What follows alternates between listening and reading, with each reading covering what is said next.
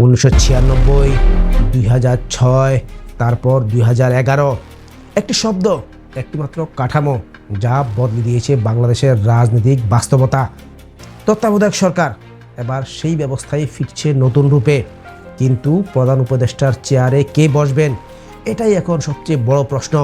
আর এই প্রশ্নের পেছনে রয়েছে চমকে দেওয়া এক প্রক্রিয়া, গোপন লবি এবং এমন কিছু সমঝোতা যার পর্দা উন্মোচিত হলে আপনি চমকে যাবেন। দর্শক, আপনি জানেন এই মুহূর্তে ঢাকার রাজনীতির আড়ালে কিসের জন্য মরিয়া হয়ে উঠছে সব বড় বড় রাজনৈতিক দল?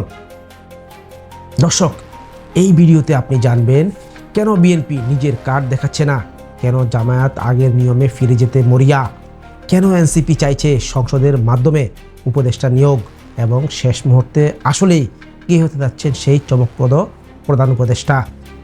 এমনকি ভিডিওর শেষে আমরা জানাবো এমন একটি গোপন তথ্য যা গত 15 বছরে প্রকাশ পায়নি, কিন্তু এবার সেই তথ্য বদলে দিতে পারে প্রধান উপদেষ্টার নাম। তাই দর্শক, এই ভিডিওটি আপনি মিস করতে পারেন না। চলুন মূল ঘটনায় যাই। 2025 সালের জুলাই মাস, শেখ হাসিনার পতনের পর আওয়ামী লীগ ক্ষমতার বাইরে দেশে নতুন করে গঠিত হয়েছে জাতীয় ঐক্যমত্য কমিশন। তারা বলছে তত্ত্বাবধায়ক সরকার আবার ফিরবে, কিন্তু প্রধান উপদেষ্টা হবেন কে? এই প্রশ্নই গরম হয়ে উঠেছে রাজনীতির মাঠ। ঐক্যমত্য কমিশনের দুটি বিকল্প প্রস্তাব দিয়েছে। প্রথম প্রস্তাবে বলা হয়েছে সংসদের উচ্চকক্ষের সদস্যদের ভোটে নির্বাচিত হবেন প্রধান উপদেষ্টা। বাছাই কমিটি তৈরি করবে 14 জনের একটি সংক্ষিপ্ত তালিকা। তারপর র্যাঙ্ক চয়েস ভোটিং পদ্ধতিতে নির্বাচিত হবেন একজন। দর্শক, আপনি জানেন এই পদ্ধতিতে সরকারি, বিরোধী, এমনকি ছোট দলগুলোও সমানভাবে অংশ নেবে।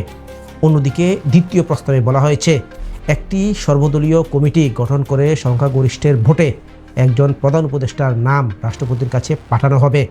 আর যদি ঐক্যমত্য না হয় তাহলেও বিকল্প আছে উচ্চকক্ষে ভোট। দর্শক, বিএনপি এখনও নিজেদের প্রস্তাব দেয়নি, তারা শুধু বলছে আমরা অপেক্ষায় আছি অন্যরা কি প্রস্তাব দেয় দেখি, কারণ তাদের বিশ্বাস আদালতের রিভিউয়ে ত্রয়োদশ সংশোধনী ফিরে আসবে, আর তখন প্রধান বিচারপতি হবেন উপদেষ্টা। জামায়াত, যাদের দাবি তত্ত্বাবধায়ক তাদেরই সৃষ্টি, তারা পুরনো কাঠামো ফিরে পেতে চায়।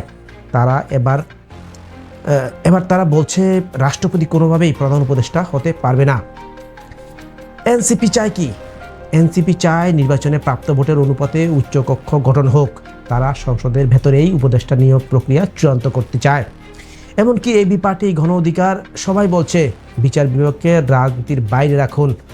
দর্শক, আপনি কি ভাবছেন তাহলে বিচারপতির ভূমিকাই বাদ পড়ছে? হয়তো না, কারণটি হলো সেই চমকের অংশ যা আপনাকে জানাবো।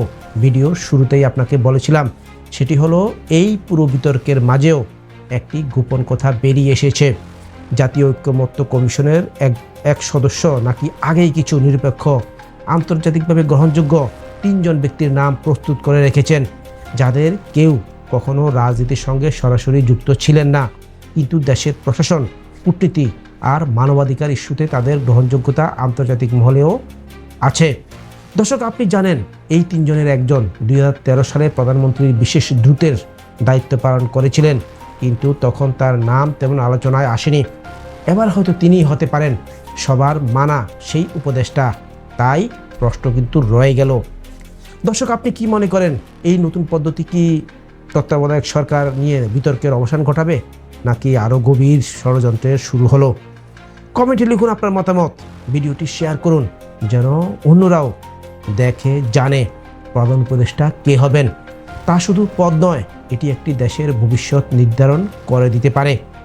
দর্শক, চ্যানেলটি ফলো বা সাবস্ক্রাইব করুন, কারণ সামনে এমন সব রাজনীতির অজানা অধ্যায় উন্মোচন করব যা হয়তো কোথাও আপনি শুনেননি, দেখেননি। আসছে পর্বে থাকবে প্রধান উপদেষ্টার সম্ভাব্য 3 জনের জীবনের অজানা গল্প। দর্শক, আপনি প্রস্তুত তো? চলুন ইতিহাস গড়ার সাক্ষী হই একসঙ্গে। আজ এ পর্যন্তই। ধন্যবাদ।